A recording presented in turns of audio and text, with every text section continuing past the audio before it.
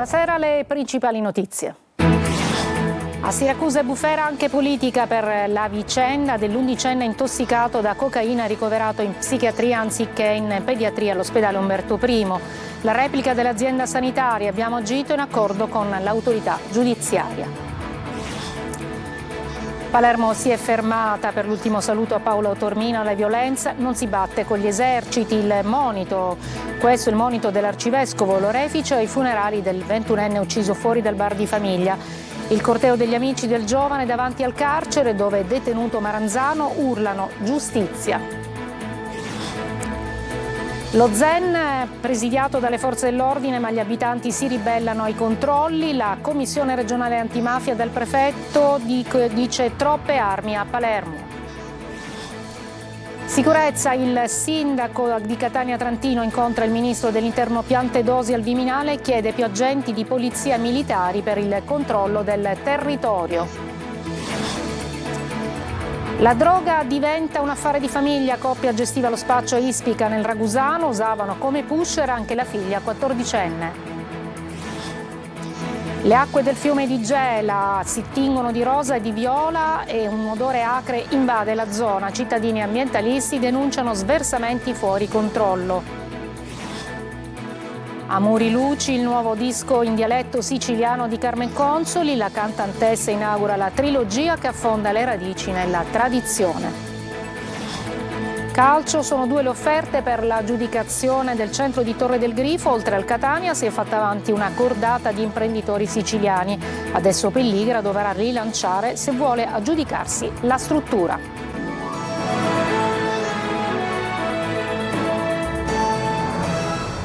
Eccoci, buonasera. E dunque bufera anche politica per la vicenda dell'11enne intossicato da cocaina ricoverato in psichiatria anziché in pediatria all'ospedale Umberto I di Siracusa. La replica dell'azienda sanitaria che dice abbiamo agito in accordo con l'autorità giudiziaria. Sentiamo Orazio Longo.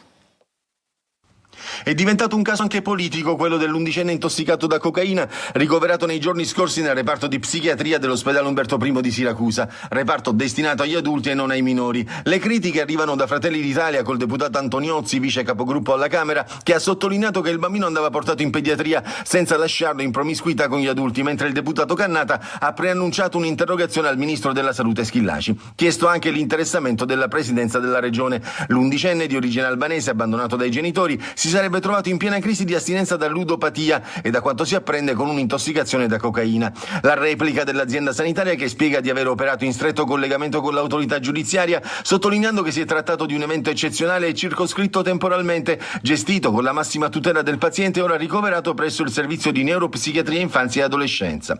Non tutte le situazioni che riguardano la salute mentale dei minori possono essere lette con schemi rigidi. Ci sono momenti in cui la priorità è evitare l'irreparabile, ha detto il direttore generale dell'ASP di Siracusa. Il minorenne proveniente da un comune del Catanese è stato destinato a una struttura convenzionata con la regione che ha sede a Solarino. Nel mio ruolo di sindaco mi sono limitato a disporre l'accertamento sanitario obbligatorio per tutelare il minore stesso, dopo che gli uffici comunali hanno sentito il tutore del minore e il giudice tutelare del tribunale, ha spiegato il sindaco di Solarino.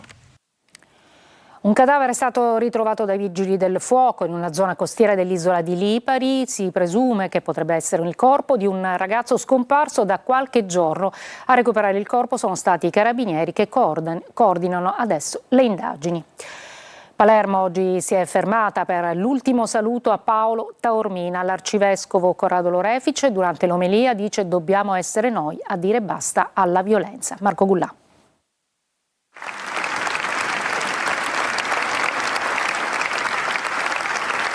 La mamma di Paolo piange disperata mentre la bara, tra lacrime e applausi, entra in una cattedrale gremita. È il giorno dell'addio a Paolo Taormina e del lutto cittadino. Un lungo e fragoroso applauso ha accompagnato l'ingresso della bara bianca. Gli amici e parenti piangono per quel ragazzo di 21 anni ucciso con un colpo di pistola alla nuca mentre cercava solo di riportare la calma davanti al locale di famiglia in via Spinuzza. L'omelia dell'arcivescovo Corrado Lorefice è toccante. Figli miei amatissimi, amici, amiche, non sono gli eserciti, non sono solo le forze di polizia, col loro pure encomiabile servizio, a cui siamo gratissimi, che potranno estirpare la violenza omicida. Possiamo essere solo noi, insieme. Ad esequie terminate, centinaia le persone che hanno scandito il nome Paolo Paolo, dopo aver fatto volare palloncini di colore bianco e azzurro. Adesso resta il dolore, assieme a tanta rabbia. Dopo le esequie, un lungo corteo di amici e parenti ha lasciato la cattedrale con il carro funebre e la bara di Paolo Taormina. Hanno percorso via la regione siciliana. Auto e motociclette si sono fermate davanti al carcere Pagliarelli, dove è rinchiuso Gaetano Maranzano.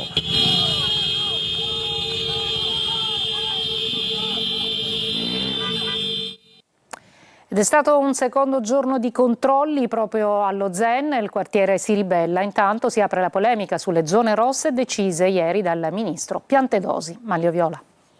Lo Zen di Palermo si ribella ai controlli. All'indomani dell'operazione congiunta delle forze dell'ordine fra Zen 1 e Zen 2 sono 5 le persone arrestate. 3 sono accusate di resistenza, violenza, minaccia, lesioni personali e oltraggio a pubblico ufficiale. Hanno 45, 34 e 33 anni e per loro il GIP ha convalidato gli arresti. Le manette sono scattate anche per una coppia di coniugi di 69 e 67 anni accusati di spaccio di droga e detenzione illegale di armi da fuoco. Intanto l'applicazione delle zone rosse, così come stabilito dopo gli incontri di ieri a Roma, divide le parti sociali. Per il segretario generale della CGIL di Palermo, Mario Ridulfo, la risposta di polizia non è sufficiente. Abbiamo bisogno, assieme a un rafforzamento delle misure legate all'ordine pubblico, anche di operatori sociali, di psicologi, educatori, di una scuola che faccia il tempo pieno, di palestre e impianti sportivi. Abbiamo bisogno, insomma, che il Comune di Palermo e le istituzioni facciano la loro parte. Soddisfatti di questa prima fase invece gli imprenditori che operano nei quartieri come Doriana Ribaudo. Le zone rosse garantiranno un maggior controllo del territorio e sono la risposta a quanto da noi richiesto ai diversi mesi. Presidi più diffusi a tutela, a garanzia dei nostri clienti, dei nostri dipendenti e delle nostre attività. Tutti però aspettano di vedere come le misure annunciate saranno messe in pratica e quanto durerà l'attenzione, temendo che possa scemare entro qualche settimana, come è avvenuto in passato. E oggi la Commissione regionale antimafia è stata in prefettura a Palermo. Il presidente Cracolici dice si usano troppe armi e poi ancora sull'omicidio di Paolo Taormina dice faremo una commissione allo Zen. Marco Gullà. Palermo è stata la tappa conclusiva del lavoro di mappatura dello stato della criminalità in Sicilia, già iniziato ben 2 anni fa e messa in atto dalla Commissione regionale antimafia. Un incontro, quello in prefettura a Palermo, che è stato incentrato anche sull'omicidio che ha sconvolto il capoluogo. Io credo che c'è la consapevolezza che questa è una città che può avere anche salti di qualità, perché non c'è dubbio che anche il fenomeno della criminalità è connesso a un mercato, diciamo, ad una serie di attività illecite che proliferano nella nostra città. Molte di queste attività illecite sono a partire dalla quantità di risorse che girano a Palermo grazie al traffico della droga. E il traffico della droga, come è noto, non lo gestisce Cenerentola. Mafia e sicurezza tra i temi centrali dei 2 anni di incontri e poi le armi a disposizione anche dei più giovani. Palermo è una città che in questo momento ha una quantità di armi che ci preoccupa. Quando un ragazzino a 19 anni, 20 anni si compra l'arma, poi la comprerà attraverso il dark web, la comprerà attraverso il fruttivendolo di prossimità che non lo sappiamo.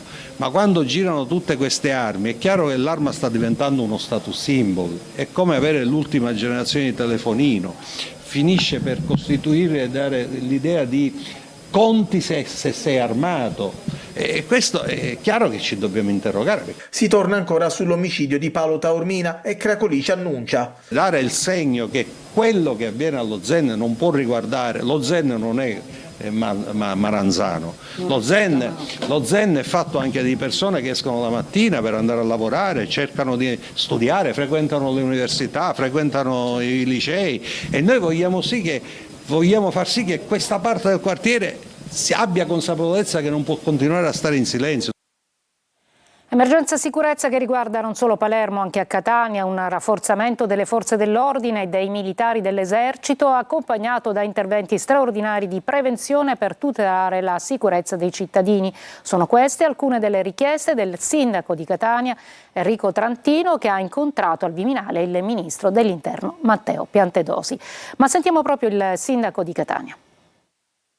L'opportunità, come più volte sollecitato, di avere maggiori uomini non solo nell'ambito della polizia di Stato ma anche della polizia locale. È vero che ne abbiamo assunti 180, ne stiamo assumendo altre 22, però è chiaro che dobbiamo cominciare a ragionare in una prospettiva futura in cui è previsto il pensionamento di molti di quelli che c'erano prima. Poi abbiamo chiesto anche, ove possibile, alcune unità di militari dell'esercito italiano, ma soprattutto la possibilità di contrastare efficacemente il fenomeno dei parcheggiatori abusivi, nonché della presenza di moto all'interno del centro storico durante le ore della movida nei fine settimana. Ho chiesto che si provveda magari a inasprire le sanzioni per quanto riguarda i parcheggiatori abusivi. Ho detto che uno dei temi su cui dobbiamo rivolgere la nostra attenzione è anche il possibile armamento della nostra polizia locale, dove per armamento non significa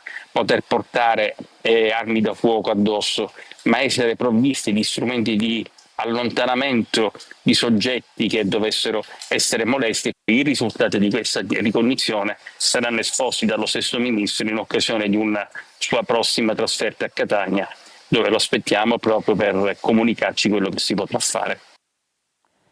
Gianfranco Stracquadaini, presunto boss emergente nel Ragusano, arrestato ieri dopo 18 mesi di latitanza, non ha risposto al giudice per le indagini preliminari di Catania durante l'interrogatorio di questa mattina in videocollegamento. E potrebbe esserci lui, dicono gli investigatori, dietro il sequestro lampo del 17enne a Vittoria. Veronica Barbarino. Si è avvalso della facoltà di non rispondere. Gianfranco Stracquadaini, il boss mafioso arrestato ieri a Comiso nel Ragusano dopo 18 mesi di latitanza, durante l'interrogatorio di questa mattina in videocollegamento davanti al GIP di Catania, ha esercitato il diritto al silenzio. Stracquadaini era ricercato per associazione mafiosa, tentato omicidio aggravato in concorso e porto illegale di armi. Dopo l'arresto a suo carico anche le accuse di detenzione di armi trovate nel covo in cui si nascondeva e possesso di un documento di identità falso. Le indagini della direzione distrettuale antimafia si sono intensificate dopo il sequestro lampo del 17enne vittoriese, figlio di un noto imprenditore della zona, avvenuto lo scorso settembre a Vittoria. Gli inquirenti sospettano che dietro al rapimento possa esserci proprio Stracquadaini, che avrebbe stretto rapporti con gruppi criminali albanesi per il traffico di droga e altre attività illecite. Il rapimento del giovane sarebbe stato un segnale per mostrare il potere del nuovo clan emergente. Altra ipotesi investigativa invece vede il rapimento per mano di un'altra banda criminale e Stracquadaini, dopo aver visto l'impegno delle forze dell'ordine nel territorio attraverso messaggi indiretti, avrebbe consigliato di rilasciare subito il sequestrato. Il gruppo guidato dall'ex latitante sarebbe stato intenzionato a colmare il vuoto lasciato dai clan Carbonaro dominante, storici nel territorio, quasi tutti adesso in carcere. Durante le indagini è emerso anche un presunto piano per uccidere 2 collaboratori di giustizia. Stracquadaini era riuscito a fuggire a un fermo disposto dalla DDA di Catania dopo l'agguato del 25 aprile 2024 contro l'ex collaboratore Roberto Di Martino, che rimase ferito e perse un occhio. La sua fuga è terminata ieri con l'arresto a Comiso. Il giudice per le indagini preliminari di Roma ha disposto la misura del divieto di esercizio della professione per 12 mesi nei confronti di Marco e Mario Procopio, i medici indagati per la morte di Margaret Spada, la ragazza di Lentini, deceduta a 22 anni dopo essersi sottoposta ad un intervento di rinoplastica parziale in uno studio medico della capitale. Nei confronti dei 2, che sono padre e figlio, l'accusa è di omicidio colposo. I pubblici ministeri avevano sollecitato gli arresti domiciliari, ma dopo l'interrogatorio preventivo il giudice non ha accolto questa richiesta. Adesso a Ispica, nel Ragusano, dove la droga era diventata un affare di famiglia, pensate che veniva utilizzata come pusher anche la figlia di 14 anni. Veronica Barbarino. Una ragazza di appena 14 anni costretta a spacciare droga dai propri genitori. È uno dei particolari più sconcertanti emersi dall'operazione antidroga condotta all'alba dai carabinieri di Modica in territorio di Ispica, nel Ragusano. La minorenne, figlia della coppia ispicese, ritenuta a capo di una rete che gestiva le piazze di spaccio di Ispica, Pozzallo, Rosolini e Noto, sarebbe stata coinvolta in alcune cessioni di stupefacenti. E a loro facevano capo tutta una serie di spacciatori o di assuntori di sostanze stupefacenti. C'era una clientela abbastanza selezionata, quindi erano ricorrenti quasi sempre gli stessi pusher che si rifornivano da questa coppia. La vasta operazione antidroga ha portato a 13 misure cautelari, con 4 persone in carcere e 9 ai domiciliari. Le indagini, iniziate nel 2023, hanno permesso di documentare oltre 3.000 episodi di spaccio e 1 migliaio di assuntori. L'attività consentiva di ottenere dei cospicui ritorni economici, tant'è vero che oggi sono stati sequestrati 43.000 euro in contanti, anche in banconote di grosso taglio. Sono state sequestrati 160 grammi di cocaina, circa 2,5 kg di marijuana, 440 grammi di hashish, oltre a 5.600 euro in contanti, 2 fucili, 190 cartucce di vario calibro, 2 ordigni rudimentali dallo spiccato potenziale offensivo. L'operazione rappresenta un duro colpo a una rete di spaccio strutturata e pericolosa. Le acque del fiume di Gela si tingono di rosa e di viola e un odore acre invade la zona. Cittadini e ambientalisti denunciano sversamenti fuori controllo. GR Italia. Non è un effetto ottico, ma il colore reale dell'acqua, viola scuro, quasi melenzana. È così che appare il fiume Gela dopo le ultime forti piogge. Solo pochi giorni fa, sulla superficie invece, galleggiava una patina rosa. Ora l'odore acre, pungente e si avverte a distanza. Le segnalazioni arrivano dai cittadini, pescatori e volontari. Sui social circolano foto e video che mostrano la chiazza colorata estendersi fino alla foce. La Capitaneria di Porto è stata allertata, ma al momento non ci sono risposte ufficiali. Da anni il Gela è al centro di denunce e sospetti. Gli ambientalisti puntano il dito contro gli scarichi irregolari provenienti dalla zona industriale e dagli affluenti Cimia e Maroglio. Qui, secondo le associazioni, si troverebbero diversi condotti da cui defluiscono sostanze non trattate. Le associazioni annunciano la preparazione di un nuovo dossier da presentare in procura con campionamenti, immagini e testimonianze raccolte in queste ore. Un ulteriore tentativo per spingere le autorità ad agire. Stiamo facendo la ricerca su tutte le denunce che abbiamo fatto negli anni passati per cercare di far capire che non è un problema di oggi, ma è un problema anche del passato. E siccome abbiamo avuto anche dei problemi per quanto riguarda con la procura di Gela che queste denunce non si trovano, e noi stiamo cercando di fare una ricerca nei nostri archivi per allegare sia quella che c'è oggi e quella del passato. Intanto il fiume continua a scorrere verso il mare, trascinando con sé colori e odori anomali. Un corso d'acqua che da risorsa per il territorio oggi è diventato il simbolo di un inquinamento che nessuno riesce a fermare. Breve pausa e poi a Catania, dove basta un acquazzone per allagare la pista ciclabile di Faro Biscari.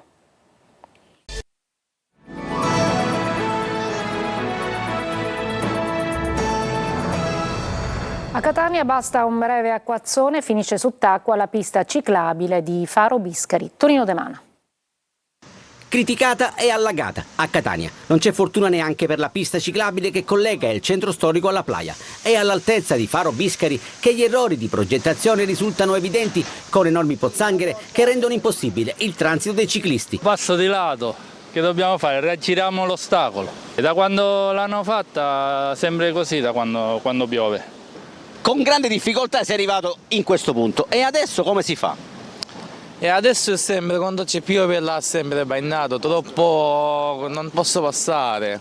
E non va meglio per i pedoni, spesso turisti, costretti ad autentici slalom per evitare i ristagni d'acqua. Basta un po' di pioggia e il percorso finisce inesorabilmente sott'acqua, con la striscia rossa che praticamente scompare. Situazione critica anche a ridosso della fermata AMTS, dove per salire e per scendere dall'autobus servono abilità e discrete doti atletiche. Per prendere l'autobus ho dovuto fare un salto. E non va meglio sulla sede stradale, dove un'enorme voragine rappresenta un serio pericolo per la gioia di gommisti e meccanici. Gli spettacoli, un disco in dialetto siciliano con incursioni nel greco e latino per un album volutamente antipop. Carmen Consoli ritorna con Amuri Luci, il primo di una trilogia che affonda le radici nella tradizione. Roberta Lunghi. Ritorna? No. Carmen c'è sempre stata, con un'attività live costante nella sua amata terra Canonsenti.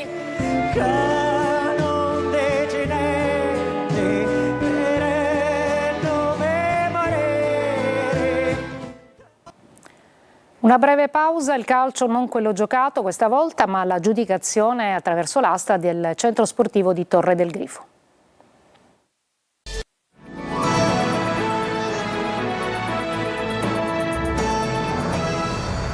Ufficiale la partecipazione di una cordata di imprenditori siciliani alla gara per l'aggiudicazione di Torre del Grifo. Adesso il Catania dovrà rilanciare se vuole aggiudicarsi la struttura. Marco Carli.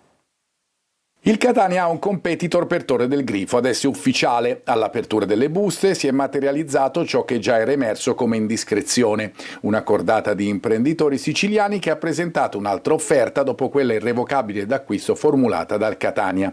4.010.000 euro l'offerta della società denominata Aurora. Il socio di maggioranza è Vincenzo Rappa, con lui ci sono Francesco Russo Morosoli, Carmelo Stivala, Andrea Spina, Gaetano Vecchio e Giorgia Bartolini. Cosa succede adesso?